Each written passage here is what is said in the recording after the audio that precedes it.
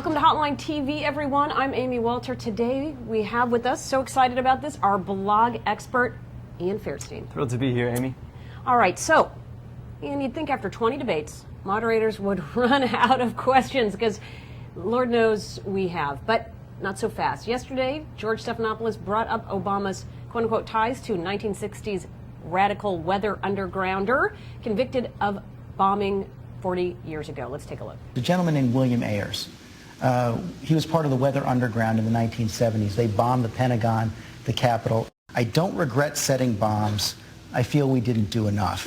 This is a guy who lives in my neighborhood, who's a professor of English. The notion that somehow, as a consequence of me knowing somebody who engaged in detestable acts 40 years ago when I was 8 years old, somehow reflects on me and my values doesn't make much sense, George. Senator Obama, the District of Columbia has a law. It's had a law since 1976. It's now before the United States Supreme Court that prohibits ownership of handguns. As a general principle, I believe that the Constitution confers an individual right to bear arms. And in 1996, your campaign issued a questionnaire, and your writing was on the questionnaire that said you favored a ban on handguns. No, my writing wasn't on that particular questionnaire, Charlie. As I said, I have never favored all-out ban on handguns. All right, so Ian, you've been watching these developments on the blogs all morning.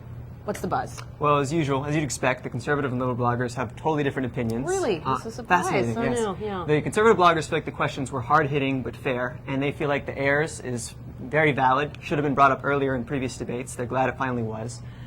Liberal bloggers, on the other hand, feel like the debate questioning was completely biased against Obama and against liberalism in general. They're furious that they feel like Stephanopoulos, actually many bloggers are discussing how Stephanopoulos apparently may have taken the Ayers question from Sean Hannity's radio show, so they're up in arms about that. Now, how do you think they would have felt if this were a general election debate, right? If this were John McCain versus Barack Obama, we hear about Ayers, we hear about McCain and, who his lobbyist ties and all those sorts of things. So would that have been fair game? I think there would have been more understanding if it were a general election debate, because these are questions that are going to be used against the nominee. Isn't that the whole point? Shouldn't they be happy that they're getting vetted? Should be, but they feel like it's hurting the likely nominee before he even captures the nomination. So they're pretty upset about the way this is going.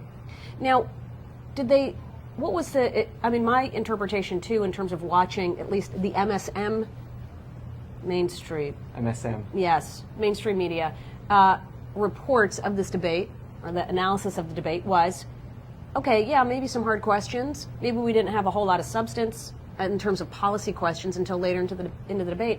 But Obama had a great chance to really tell undecided voters in Pennsylvania that, especially those undecided voters who may be leaning toward him or may be open to the idea of voting for him, but are still waiting. There's still a bar that he hasn't crossed in terms of a threshold of safety with him that they don't feel.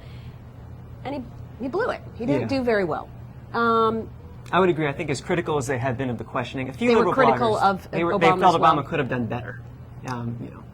That his responses were like he looked tired. I mean, Andrew Sullivan, who's one of the biggest boosters of Obama, he felt that even though the questions were very unfair, he thought that Obama could have done better in answering them, and he really would have assuaged the doubts and concerns that many people feel about him as the nominee. Right. He didn't. But it didn't work there. And it's funny, the great irony, of course, is you'd think it would be Hillary Clinton folks who would be the most upset that they weren't talking about policy more. Because whenever a debate's about policy, she knocks it out of the park, right? It is clear the differences in terms of the depth of knowledge and her ability to at least present her policy bona fides. She does it certainly better than almost anybody. And I think liberal bloggers would prefer that the debate were focused on policy, so she could actually. What are we going to talk about? We can't. This is the whole problem, is that we've spent so long trying to parse the differences between these candidates, and they only, of course, seem to be getting closer and closer in talking points, that we are now left with these kinds of debates. Gaffes. Right. So the question now is, if you're the Obama campaign, do you definitely disagree to North Carolina? Do you say no way? Or do you say maybe I need another chance? Maybe that's a good question. Yeah. I honestly don't know the answer to that. All right. We'll have to wait and see. That's why sure those Katie guys Couric get paid. would like to know. I'm sure.